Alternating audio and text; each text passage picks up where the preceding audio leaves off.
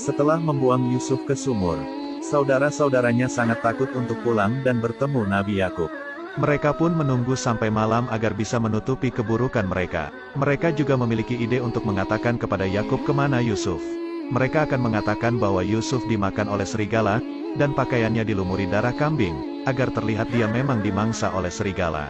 Saat mereka sampai di Kanaan, semua keluarga ternyata sudah menunggu kehadiran mereka, dan Yakub sangat mencemaskan Yusuf. Ketika anak-anak yang datang sambil berpura-pura menangis, Yakub menyadari bahwa Yusuf tidak ada di antara mereka, lalu ia pun jatuh pingsan. Saat sudah sadar, Yakub bertanya kepada Yahuda, apa yang sebenarnya terjadi. Yahuda dan Samun menceritakan, jika Yusuf dimangsa oleh segerombolan serigala saat mereka sedang menggembala kambing. Dengan sandiwaranya mereka semua mengarang cerita, seakan-akan kejadian itu sangat mengerikan bagi mereka. Yahuda juga memberikan pakaian Yusuf yang sudah dilumuri darah kambing tadi kepada Yakub, agar dia percaya bahwa memang Yusuf dimangsa oleh para serigala. Yakub pun percaya jika itu adalah pakaian milik Yusuf yang membuatnya semakin bersedih dan kembali pingsan.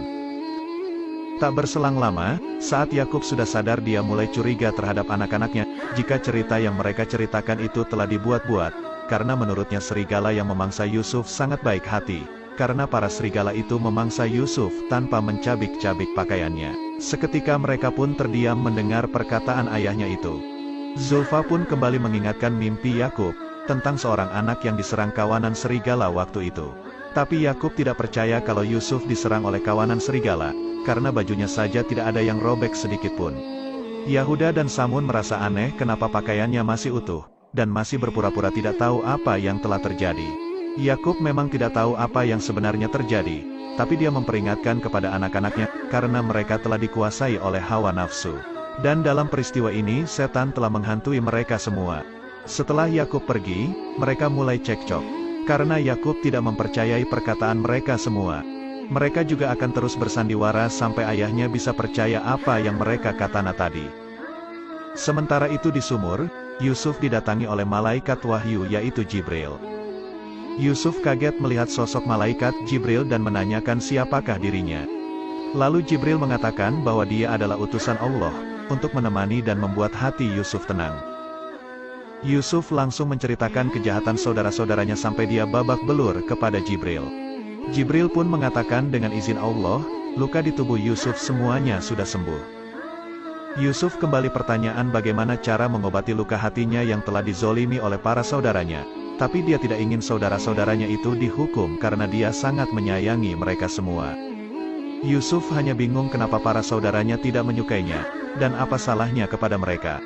Jibril menjelaskan, setelah peristiwa ini kelak keturunan Bani Israel juga akan melakukan hal yang sama kepada keturunan Nabi, bahkan sampai membunuhnya. Semua Nabi akan mendapatkan perlakuan buruk dari mereka ini. Makanya keturunannya nanti akan disebut Bani Israel. Itulah yang Yusuf takutkan. Kelak ia juga menginginkan agar mereka segera bertaubat kepada Allah. Jibril langsung menjawab perkataan Yusuf, jika nantinya dialah yang akan memaksa para saudaranya untuk bertobat. Setelah waktu yang cukup lama, Yusuf nantinya akan berkuasa atas mereka dan membuat mereka menyesali semua ini. Sebelum pergi, Jibril mengatakan kepada Yusuf kalau dia harus terbiasa menjalani banyak kesulitan. Keesokan harinya, semua warga Kanaan dan keluarga Yakub mencari Yusuf di sekitar ladang gembala yang biasa mereka tempati. Saat beberapa warga mereka di sumur Yusuf, malaikat Jibril kembali datang kepada Yusuf dan menyuruh Yusuf untuk tidur. Karena Allah berkehendak lain jika Yusuf belum boleh bangun dan kembali ke ayahnya Nabi Yakub. Tapi saat saudara-saudaranya mendatang Yusuf, dia pun terbangun dan mengatakan jika dia baik-baik saja, hanya saja dia merasa lapar. Lavi yang membawa bekal langsung memberikannya makanan, dan menceritakan keadaan ayahnya yang terus bersedih karena kehilangan Yusuf. Singkat cerita, ada sekelompok khilafah atau pedagang sedang berada di sekitar sumur Yusuf. Dan di saat itu juga datang badai pasir yang membuat khilafah itu harus kehilangan arah untuk menuju Mesir. Ternyata pemimpin khilafah itu juga pemeluk agama Tauhid, karena dia juga merupakan cucu dari Nabi Ibrahim. Pria itu bernama Malik. Mereka pun bergegas melanjutkan perjalanan menuju Mesir, tapi karena mereka kehabisan air, mereka harus mencari air terlebih dahulu agar persediaan mereka bisa mencukupi saat dalam perjalanan. Ketika khilafah itu mendekati sumur Yusuf, para saudara-saudara Yusuf segera bersembunyi, karena mereka tidak ingin ketahuan.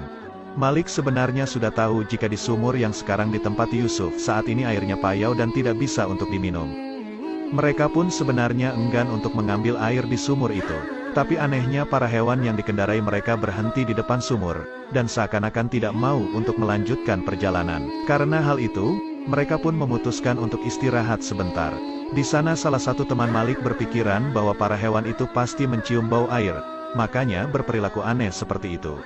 Di saat itu juga ada kakek-kakek yang sedang merasa kehausan, dan menginginkan air yang sudah menipis. Akhirnya para khilafah itu mencoba mengecek sumur itu, untuk memastikan apakah airnya payau atau tawar. Dan dengan kehendak Allah, air sumur yang seharusnya payau berubah menjadi tawar, yang membuat Malik merasa aneh mengetahui hal itu. Di sisi lain saudara-saudara Yusuf mulai berpikir, bagaimana jika para khilafah itu menemukan Yusuf di sumur itu? Yahuda pun berniat akan menjual Yusuf ke khilafah itu sebagai budak, agar Yusuf dibawa pergi jauh oleh mereka dan tidak bisa lagi bertemu dengan Nabi Yakub. Yusuf yang melihat ada seseorang sedang mengambil air di sumur, berniat akan menaiki talinya. Tapi dia kembali teringat dengan kejadian saat saudara-saudaranya menzaliminya. Lantas ia pun lalu mengurungkan niatnya untuk keluar dari sumur itu. Tak berselang lama, Jibril pun datang dan mengatakan bahwa para khilafah itu diperintahkan untuk menyelamatkannya. Tapi Yusuf juga harus ikut khilafah itu dan tidak boleh kembali ke ayahnya, karena dia akan ditugaskan untuk menyelamatkan hamba-hamba Allah di suatu tempat. Yusuf pun tak tega meninggalkan ayahnya yang selalu bersedih di rumahnya. Tapi Jibril mengatakan bahwa Yakub harus bisa bersabar berpisah dengan Yusuf bertahun-tahun, karena itu adalah kehendak Allah. Jibril juga berpesan kepada Yusuf, kalau dia tidak boleh menyebutkan nama dan jati diri kepada khilafah itu.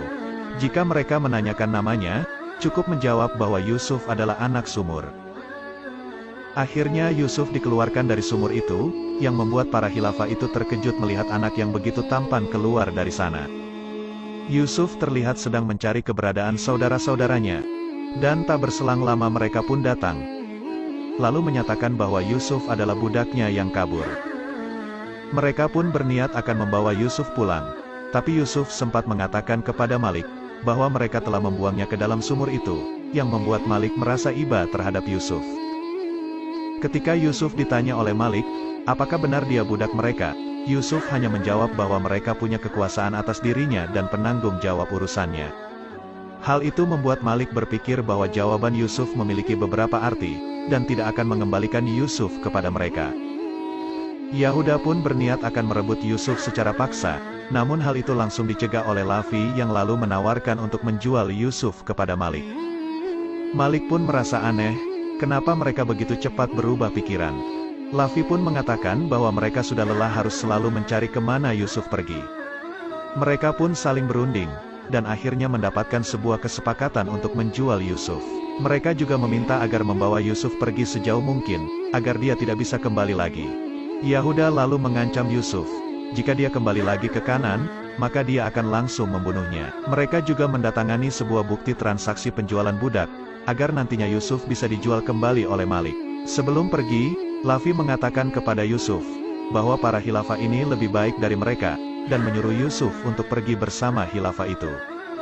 Yusuf mengatakan bahwa ini semua memang sudah kehendak Allah, jika dia harus ikut bersama para khilafah ini. Dia malah lebih khawatir jika Lavi dan saudara-saudara lainnya tidak diampuni oleh Allah. Yusuf juga meminta Lavi untuk menjaga adiknya Benyamin di rumah. Setelah itu Yusuf pun pergi meninggalkan saudara-saudaranya bersama para khilafah menuju negeri Mesir.